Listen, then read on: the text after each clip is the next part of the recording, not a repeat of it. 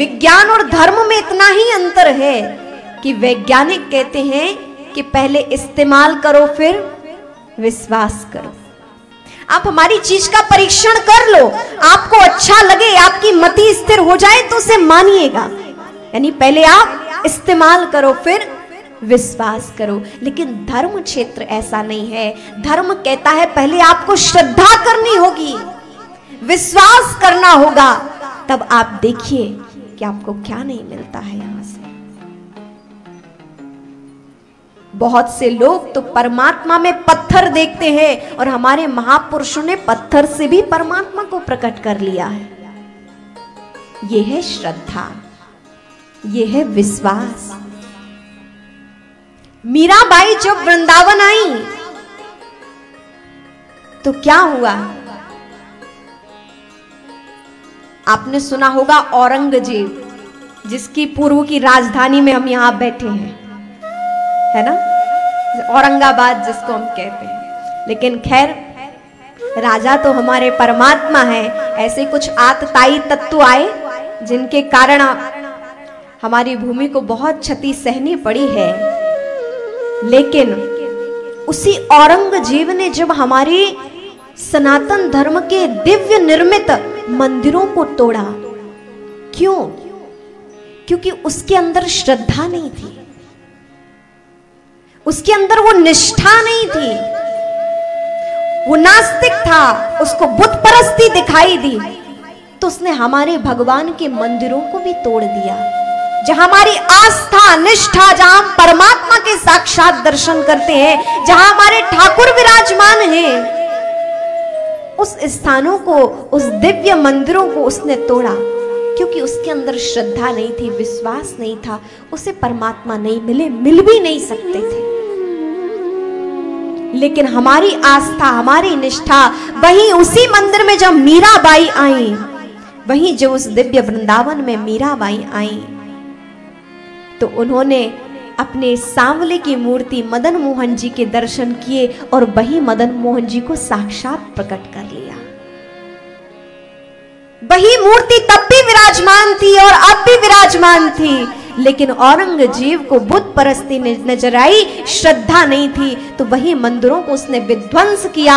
और हमारी भक्तिमती मीराबाई, वो मारवाड़ की महारानी जो सब कुछ त्याग कर कृष्ण की हो गई, जब उन्होंने अपनी दृष्टि से, उस श्रद्धा की दृष्टि से उस विग्रह में श्रद्धा को प्रकट किया, तो उसी विग्रह से परमात्मा प्रकट हो गए।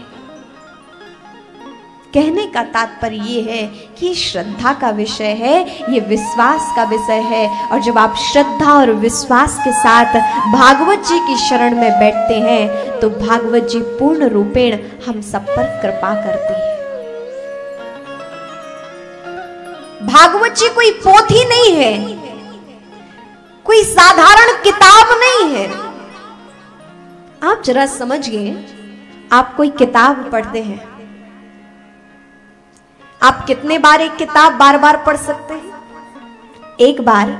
आपको खूब उत्साह रहेगा पढ़ने का, जिज्ञासा रहेगी, अच्छा लगेगा, आपका कभी मन और किया तो आप दोबारा पढ़ सकते हो। अधिकतम आप 3 बार, 10 बार, कुछ एक सीमा है कि आप उसको पढ़ सकते हो। बाद में आप बोर हो जाओगे, आप तृप्त हो जाओगे, आपको लगेगा हम तो सब जानते कि इसमें क्या लिखा है, सब पता है। लेकिन एक सीमा है कि हमें कब तक पढ़ना है, या आप कब तक उससे अतृप्त नहीं होते।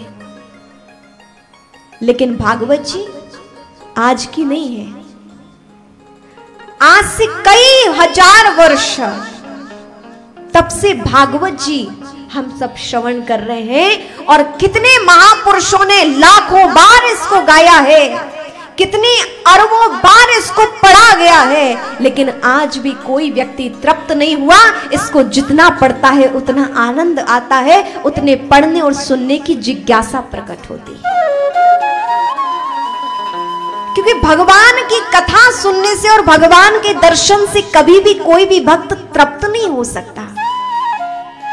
इसीलिए ये केवल कोई साधारण पुस्तक नहीं है। पुस्तक पढ़ने से आप छक सकते हैं, तृप्त हो सकते कि बस अब हो गया, लेकिन भागवत जी कोई साधारण पुस्तक नहीं है। ये स्वयं प्रत्यक्षः कृष्ण एव ही प्रत्यक्षः वर्तते हरि। ये स्वयं साक्षात कृष्ण का स्वरूप है।